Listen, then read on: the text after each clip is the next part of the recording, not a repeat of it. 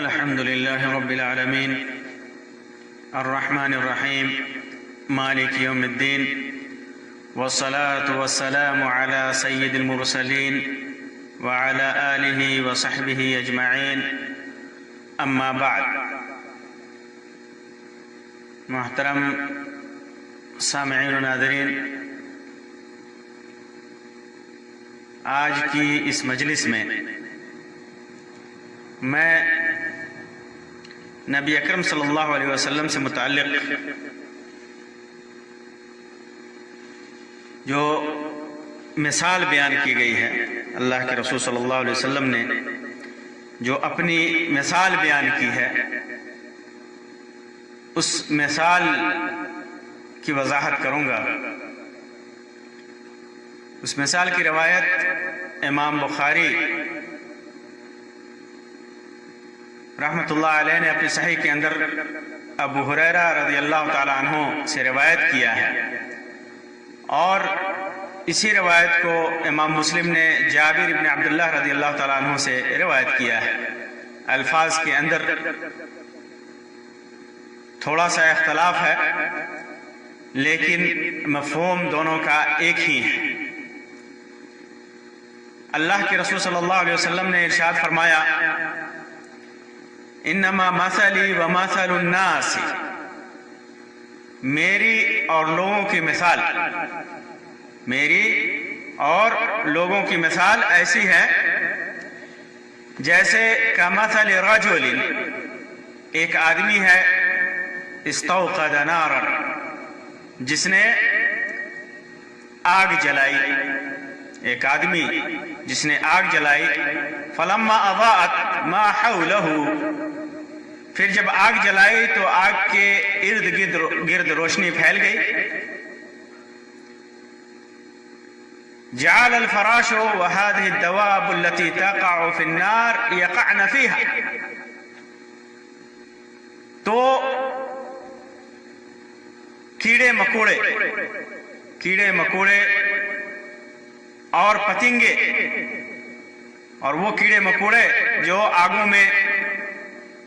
پڑ جاتے ہیں، جب آگ جلتی ہے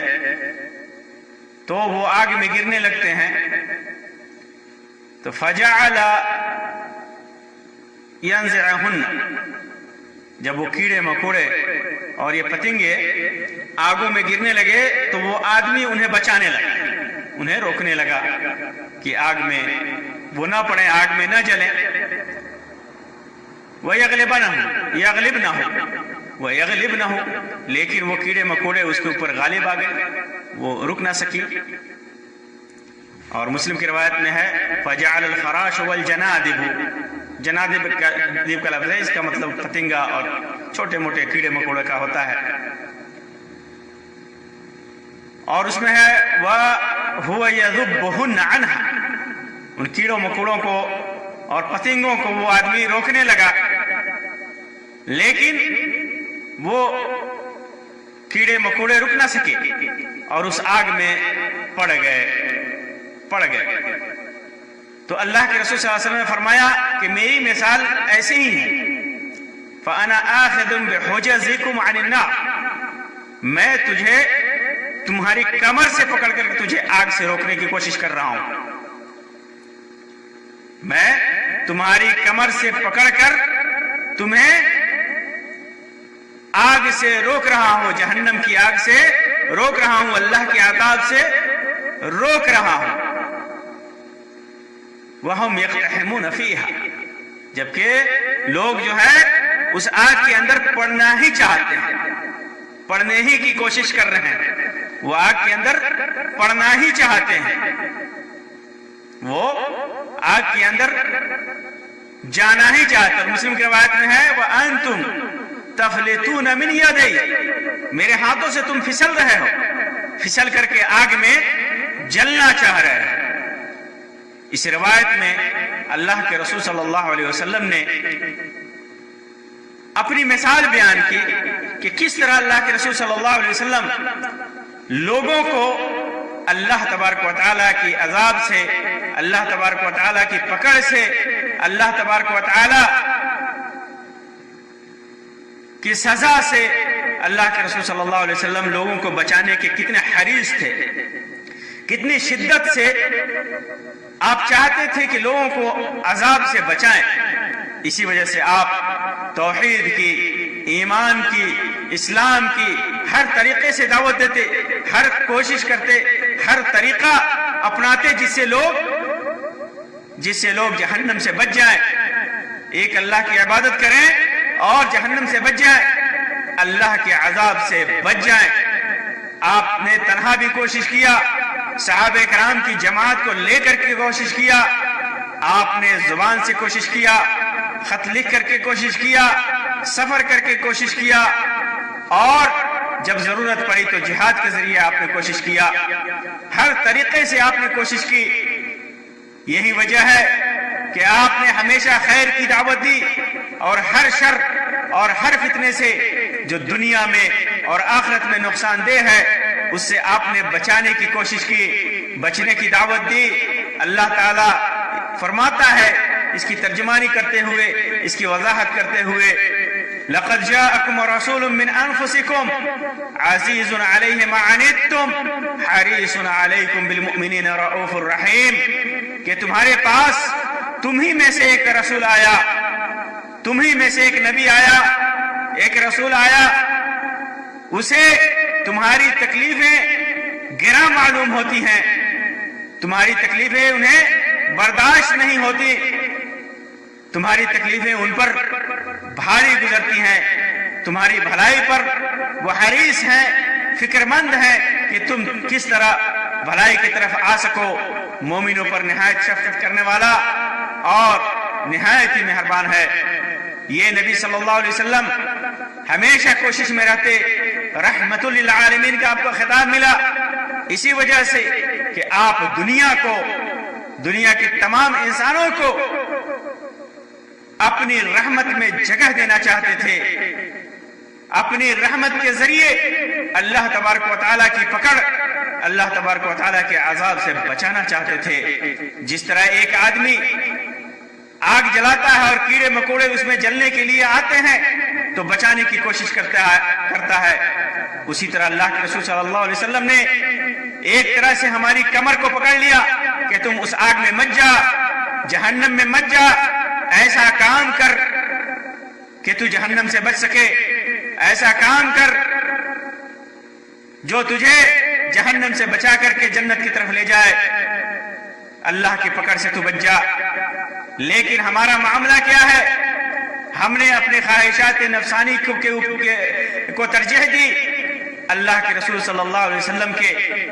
بتائے ہوئے احکام کو ٹھکرایا، آپ کے اوپر لوگوں نے ایمان لانے سے انکار کر دیا، شرک اور کفر کو اپنایا۔ کچھ لوگوں نے ایمان لانے کے بعد آپ صلی اللہ علیہ وسلم کی لائی ہوئی شریعت میں تعویلیں کرنی شروع کر دی، من مانی کرنی شروع کر دی، بدعتیں ایجاد کی، خرافات ایجاد کیا، دین کے نام پر لوگوں کو گمراہ کیا۔ اللہ کے رسول صلی اللہ علیہ وسلم نے اپنی سنت سے ہر چیز کی وضاحت فرما دی کہ کون سی چیزیں فرض ہیں، کون سی واجب ہیں، کون سی سنت ہے، کون سی مستحب ہے، کون سی مندوب ہے، کس کا کرنا ضروری ہے، کس کا کرنا ثواب کا کام ہے، کس کا کرنا اور نہ کرنا دونوں کی اجازت ہے۔ لیکن امت نے غیر ضروری تعویلیں کی اور اپنی منمانی شریعت میں کیا، جبکہ اللہ کے رسول صلی اللہ علیہ وسلم نے امت کے اوپر رحمت، شفقت اور مہربانی کرتے ہوئے امت کو ہر برائی سے بچانے کی کوشش کی۔ تو اللہ کے رسول صلی اللہ علیہ وسلم کا اس امت کے اوپر احسان ہے، اللہ کے رسول صلی اللہ علیہ وسلم کی رحمت تھی کہ انہوں نے امت کو جہنم کی آگ سے بچانے کی کوشش کی۔ اس نبی کے اوپر انسان کی جان و مال، آل و اولاد، ماں باپ سب قربان ہو جائے پھر بھی اس نبی کا حق نہیں ادا ہو سکتا۔ اس نبی نے کتنی کوششیں کی، آج دنیا اس نبی کی شان میں گستاخی کرنے کی کوشش میں ہے، اور ہمیشہ ہر موقع اختیار کرتی ہے دنیا کہ اس نبی کی شان میں گستاخی کرے، لیکن نبی کی شان گھٹ نہیں سکتی، نبی کا مقام و مرتبہ کبھی کم نہیں ہو سکتا۔ آپ کی کوششیں رنگ لاتی رہتی ہیں، لوگ محدود تعداد میں ہی لیکن اللہ کے رسول صلی اللہ علیہ وسلم کی سنت کے مطابق اپنی زندگی گزارتے ہیں۔ اسی وجہ سے اللہ کے رسول صلی اللہ علیہ وسلم نے فرمایا کہ میری امت میں ایک جماعت ہوگی جو قیامت تک حق پر قائم رہے گی، کسی بھی ڈرانے والے کا ڈر، کسی بھی تکلیف پہنچانے والے کی تکلیف اور کسی قسم کی بھی شرپسندی یا کسی قسم کی کوشش انہیں نہیں روک سکتی۔ ان کے اندر لاکھ عیب لگایا جائے، ان کے ناموں میں تبدیلی کی جائے، لیکن وہ ہمیشہ سنت پر قائم رہیں گے اور نبی کی اس سنت کو، دین کے اس فریضے کو انجام دیتے رہیں گے کہ پوری دنیا کو قرآن و سنت کی تعلیم کی طرف بلاتے رہیں گے، قرآن و سنت کے صحیح راستے کی طرف بلاتے رہیں گے، اور نبی کی اتباع